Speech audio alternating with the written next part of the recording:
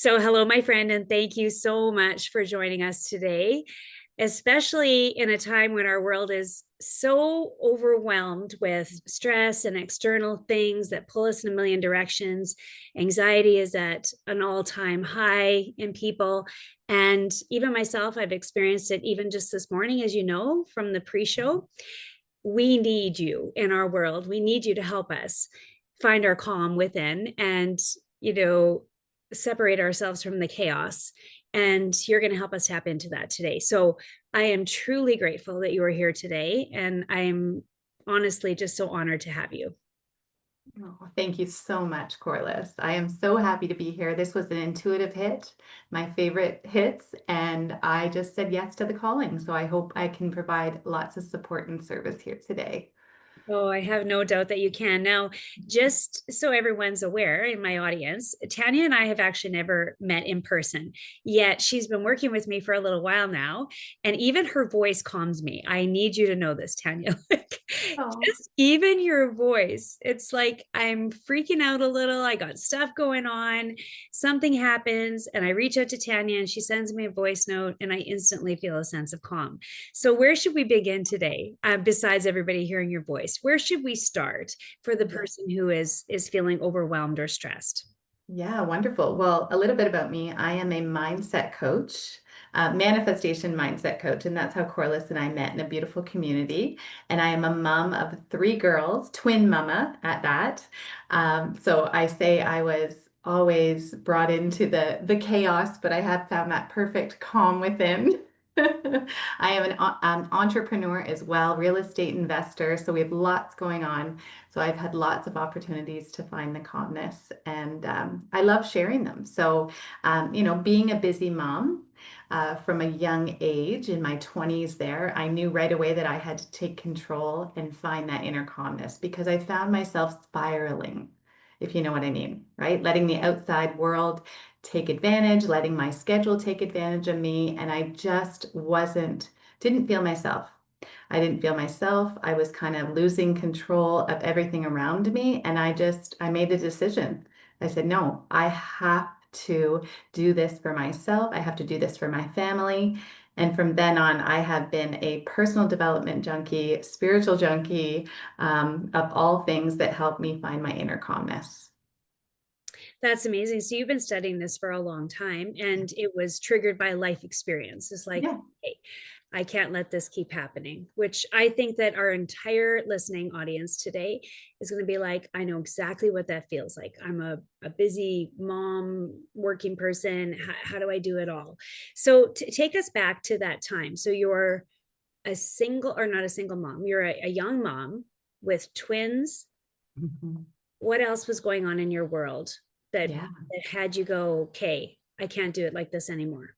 Yeah, I was working full-time corporate in the sales role, so we know that can be busy. You have to show up as your best every day. Supporting my husband, who was also working corporate, but would go away for weeks at a time, so I'd be on my own. So, not a single mom, but a single mom.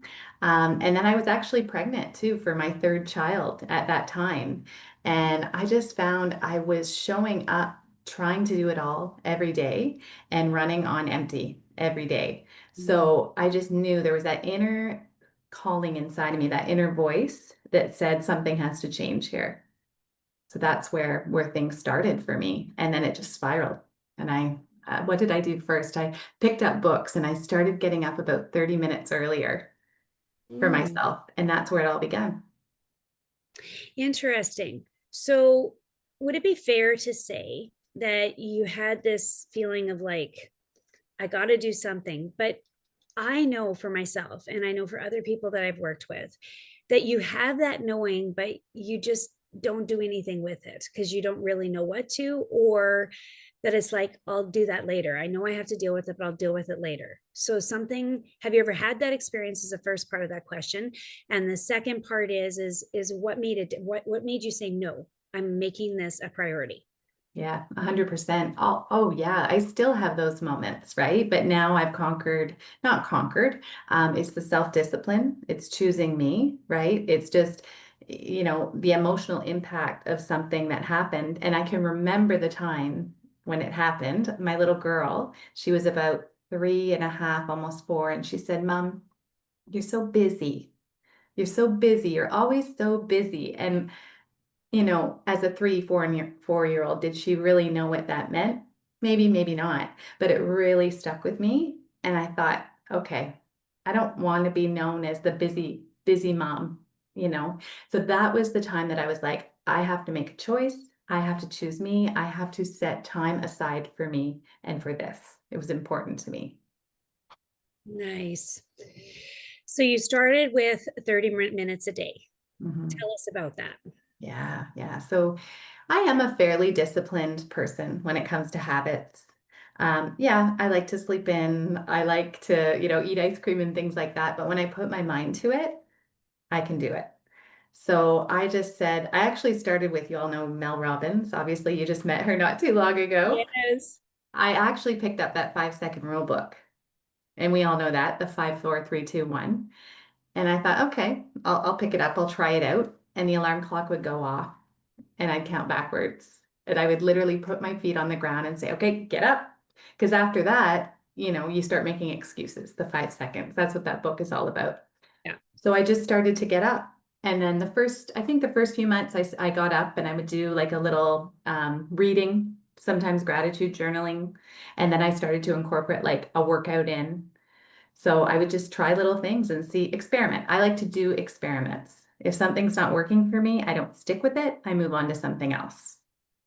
I like that because I think a lot of us, what ends up happening is like you're supposed to do this. Yeah. So then you feel like you're failing if you don't. So you keep doing something that doesn't actually work for you. And then that actually works in reverse then. So now you actually feel stressed about that. Exactly. Yeah. And they say what it takes 21 days to create a habit. So Mhm. I'd give it a week or two just to see if how it works for me. You don't want to give it 2 days and then give it up. And then I'd see and I'd be like, okay, this isn't really working for me. Let's try something else. Or let's, Right. change it up a bit. Hmm. Okay. So you've worked with me for a little bit now, and I am a wide open book for my audience. I claim to be, I am, there's nothing off limits here, and I haven't prepped you in the pre-show for this. But you have recognized right from the start that I am a very anxious person. I am a get it done. I am in a masculine energy. I am go, go, go ambitious woman. And I've also lived in survival mode for a long time. I've Mhm. had to, there's things that have happened in my life that were out of my control. I had to put my head down. I had to survive. I had to get through it. And I've recognized that. And I've had to really work at kind of stopping that pattern because it's been destructive. But every time I try to, I notice that I've fallen back into it. And hence, here's Tania in my life because I went seeking support with understanding this and growing myself from the inside out.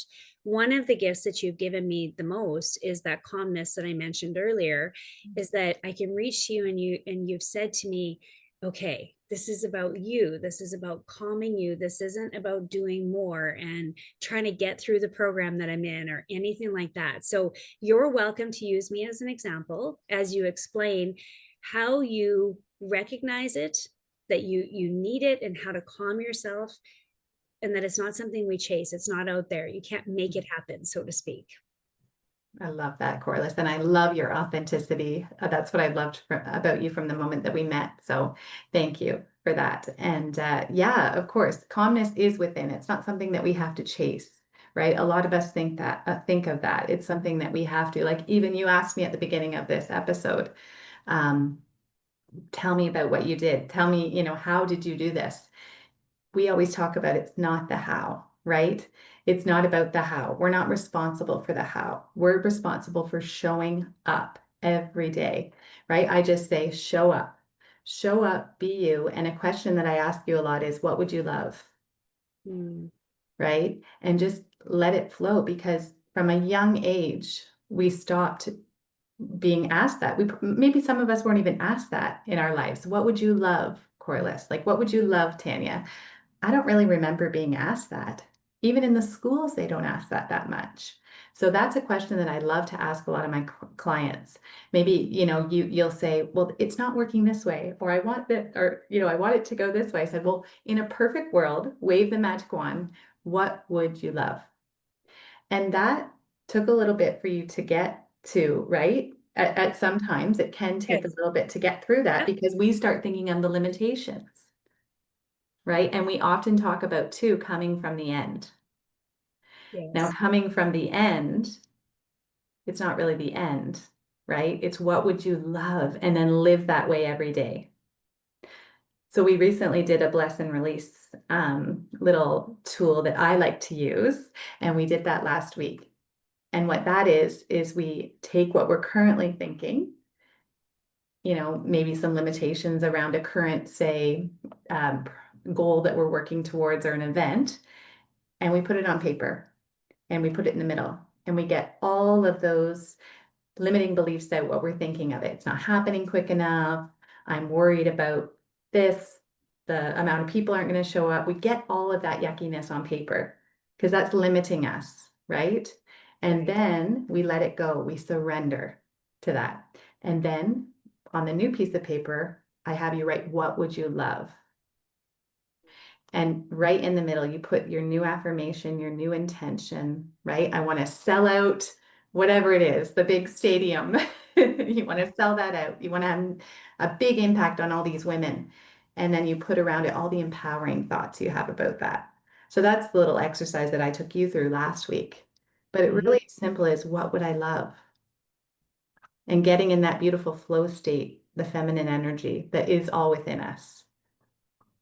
So talk with us about that, because I think that some of the hang up happens that we're just so used to being in the do mode. Like we're human doing, not human being, and we just have to do it. So when you say, what would you love? Would say, I can immediately sense that somebody listening to this is going to be saying, yeah, sure, I'd love all these things, but that's not really possible. I have, unless I can go and make that happen.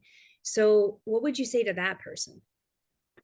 I would say go back to, say you were 3, 4, 5 years old, and you had that childlike dreaming imagination, right? You think of your grandchild, right? Corliss, your little Mm-hmm. grandbaby, that cute little boy. Think of what he is about to think of, right? Think of all the dreams he's going to have. Think of yourself going back to that time when you're like, oh, I'd love to be, I don't know, my little daughter wanted to be a pilot, right? Or I'd love to be a singer on stage. Can you think of a time that you wanted to dream big? Go try to go back to that. And then just start listing things down on a piece of paper. That's what I say. It took me a while too. I came into this specific community that I'm in now and coaching in about 5 years ago. And one of the exercises was to write a 50 list of what we would love to do, be, and have, right? Because we are so programmed, like you said, to be human doings, not human beings, right? So write that beautiful list of 50 things. It was hard to get to 20 for me. But the more I started playing around with it, thinking back to that childlike time that I did like to play make believe, I soon got to 50. So I would say, what would you love? Wave the magic wand. Be that Mm-hmm. childlike, get yourself out of in a beautiful calm state, calm that nervous system, and allow those ideas and dreams to flow in. So I love all of this, but I want to pull it back to us talking about.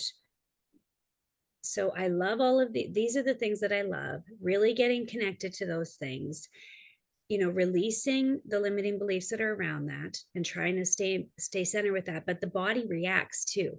The Mhm. body gets like all consumed and stressed out. How is this going to happen? Yeah, I want to. And we get this inner conflict going on. Yeah. So, how do you calm the nervous system when that happens? So, I mean, recognizing that, hey, my body is reacting right now. Like I am stressed. I am tense. Yeah. What do we do? Yeah, great question. I have a lot of tips and tools for that. So I know what you mean because that was my question at first too. What do you mean I can have anything I want or be anything I want in this world, right? When my body is just shaking all over the place inside.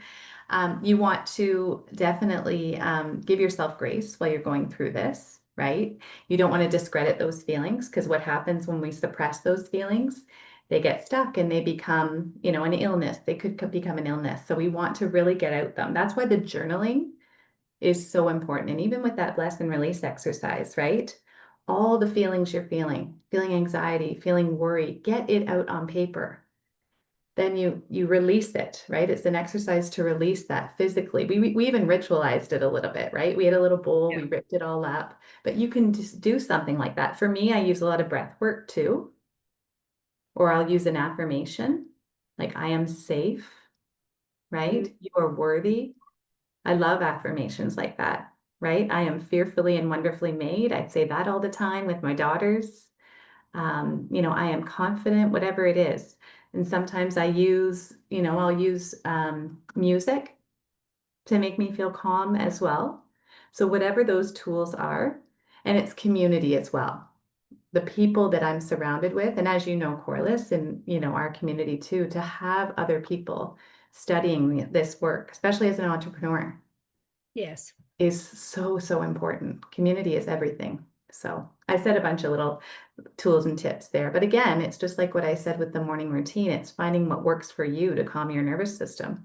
This morning, I went down to the lake. That calms my nervous system. Interesting. So I think sometimes when we hear terms like calm your nervous system, I think most people don't actually even know what that means. Hmm. I genuinely don't. I mean, I certainly wouldn't have a few years ago. So what I just heard you say was there's all kinds of different tools. You find the one that's right for you. And you just to kind of bring it back to what you shared, you said breathing. So, like taking that deep breath, it is incredible what a deep breath will do. Oh, yeah. Like, man, just take a deep breath and release, right? Mhm. Calming meditations, like I like guided meditations help me. And sometimes even 3-4 minutes of a meditation can do wonders for you. Self-affirmation, I cannot say enough about that. When you recognize that you're stressed out, you're feeling anxious, just feed to yourself, just wait, I am calm, I am safe, I am loved, whatever that is, switch it around. Mhm. So taking the breath, self-affirmation, journaling, I certainly love that one in myself as well, where I take it out of my head, put it down on paper, now it's released. Doing the bless and release, like you said in that exercise, music is calming, going Mhm. to the lake. Yeah. Right, all Yeah. of those things. So for those of you that are listening to this and saying, I don't even know what the terminology is about calming your nervous system, it's basically, actually, I'll get you to summarize it if you don't mind. Just the Yeah. very basic of what it feels like when you are being triggered, that that you should be calming your system, and then how to do that. So just walk us through it. So I'm super anxious right now, and I know I am. What would you say to me? Yeah. What I would say to you right now is I would say, Corliss, look at me right now. Put your hand on your heart. Close your eyes and take a deep breath in and slowly breathe out. One more breath in and breathe out. Repeat after me. I am calm. I am safe. I am loved. And I am worthy. Thank you. Thank you. Thank you. One more deep breath in and release. And slowly open your eyes. How does that feel? That's so beautiful. So that calms you almost instantly and kind of grounds you in a new thought, a new way of training, or new, sorry, I'm losing my words. It grounds you in how could I pivot this? How could I shift it? Right? Yeah, exactly. And that's, and again, what I've studied and learned, and I'm sure you have Corliss too, is, we create from how we're feeling inside. Like, have you ever heard of the law of cause and effect, right? What's happening within us is a direct result of what's happening outside of us. So if we're always in that state of fight or flight or anxiousness, you will start to see that in the outside of you, right? In the outside of your world will appear. So that's why it's so important to ground yourself. And at the beginning of the day, or even I've said to you too, like maybe midday, do a little bit of a breath work or put a nice music on or go sit outside. I just did that for 10 minutes, get some sunshine, whatever it is to ground you, to get that inner calm, and then come back down, sit at your desk and create from that. That's amazing because, well, you actually said the word that I was searching for. You get grounded. So when you ground yourself, you create from a completely different place as well. You respond in a completely different manner, like you're connected to a different energy within yourself.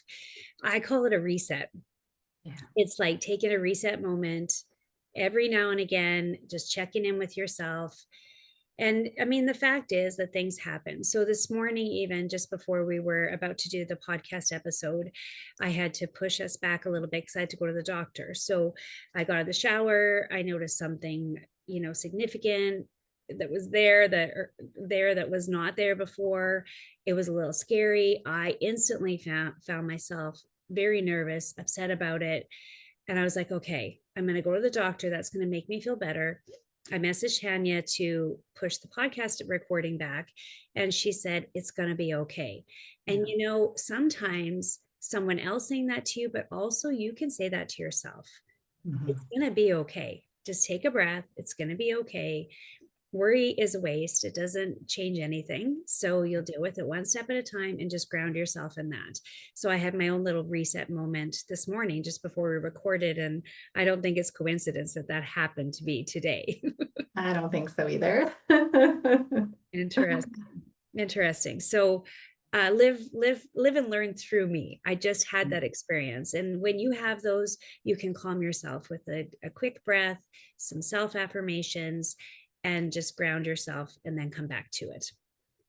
Now, tell us a little bit more about different ways that you use this now, Mhm. especially if you're overwhelmed with fear. So, has there been times where fear has overwhelmed you, whether recently or a long time ago, and you're trying to calm yourself, but you're struggling? Tell us about how you've managed that. Yeah, 100%. So, as I told you, my husband and I are entrepreneurs. So, I own my own business, but we also have a real estate investment company. So of course, with that comes its challenges, as we all know, entrepreneurs, but it's also a beautiful journey too of freedom. And that's why we decided to create this life. We're new to the entrepreneurship world, so about 4 years. And that has really made us grow, not only as individuals, but as couples, as a couple together. And there's been time that, the bank account was very, very low and bills needed paid, and we didn't know where the money would come from. But what we have really found, and I'll talk for myself, but is our faith has grown huge, Mm. right? And it wasn't a coincidence that I came deeper into this work of mindset and spirituality when we did decide to take the leap and start our businesses. So, dreaming, growing together, writing about what we would love, but having the faith to do it. Because you said at the beginning too, there were things that I wanted to do and I wouldn't do it, right? So it was making the decision, but then also trusting, and I believe in a higher power. God is my higher power, but trusting that I'm not alone. Mm. So I do a lot of prayer. I know I'm not alone in this. I know I am supported, I am loved, and I know as long as I show up every day, I give the effort, I have a good attitude, and I treat other people well, I know that's all I have to do. And about the how, God takes over the how for me.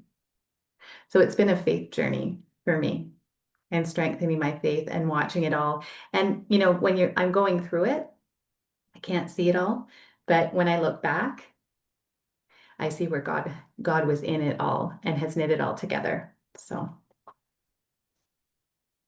You're That's speaking right to my heart right now. I love that so much. I Mhm. think in the times that I feel the most anxiety and stress and overwhelm is the times that I get disconnected from the fact that I'm not alone and that there's something bigger at work and it's not all on my shoulders. And whenever I feel that stress or anxiety or overwhelm, I need to just remember.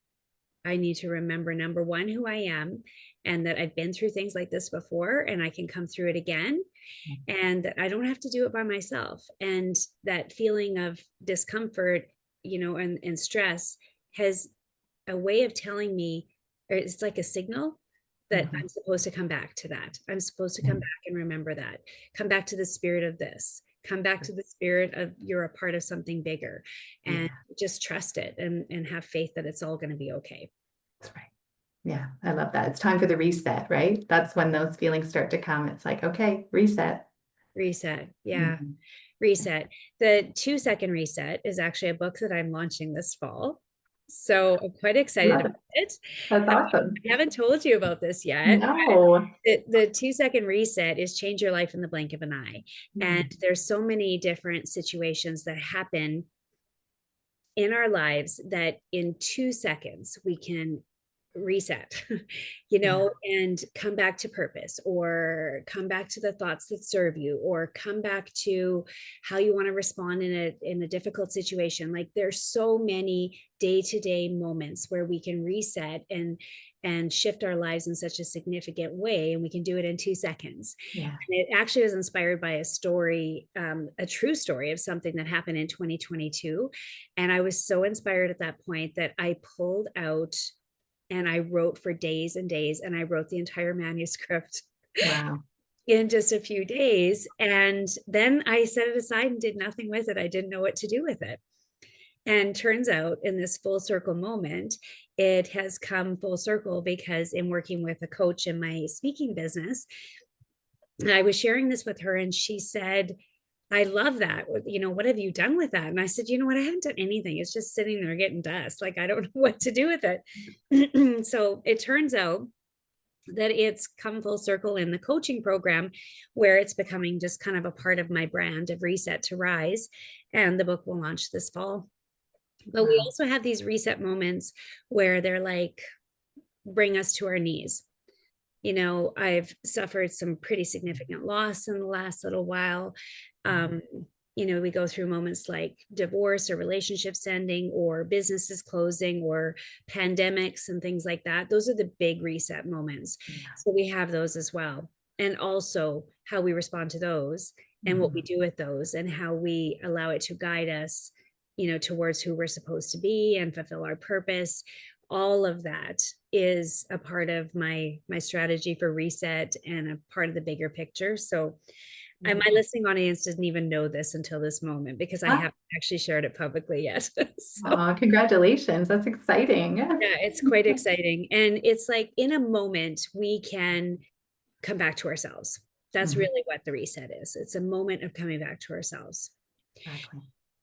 So if you were to, I love your story about the fear-based part of it because we are all overwhelmed by fear at some point. Uncertainty can get Yeah. us. So if you were to say to the person who is like struggling, whether it's a financial crisis or anything else, one message, like if you just want to say to them, you know what, it's going to be all right, but what would you say to that person who's overwhelmed with fear right now? Mm, it's a good question. I would just say, you're not alone. Remember that. You're not alone. And focus on love. That's all it is. Focus on love. Turn to love. I asked you that, what would you love? But think of who you love, right? Not only what you love, but who you love. What would you love to give? How would you love to inspire? Just that instant shift. When I think of that, it just takes the focus off me and my fear and lets me know how I can be a servant to other people. And that just eases the fear, right? How can I show up differently in love? Mm. So, and everything is going to be okay.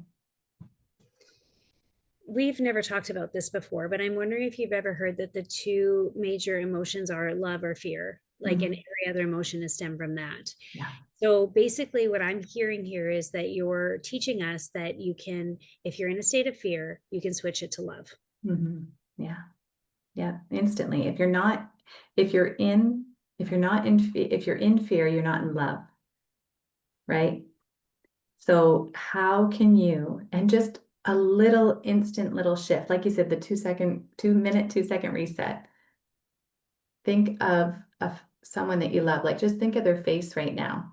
I think of one of my daughters, all three of my daughters. I see their faces, right? I think of your kids, think of your grandmother, maybe they've passed, or think of somebody. And that just fills your body, right, with those love feelings. So just as something as simple as that, because it's not about the what, the who, it's about what's going on, like we talked about in our nervous system. So just something to calm that down and shift yourself out of that fight or flight fear into a more softer, flowing love state.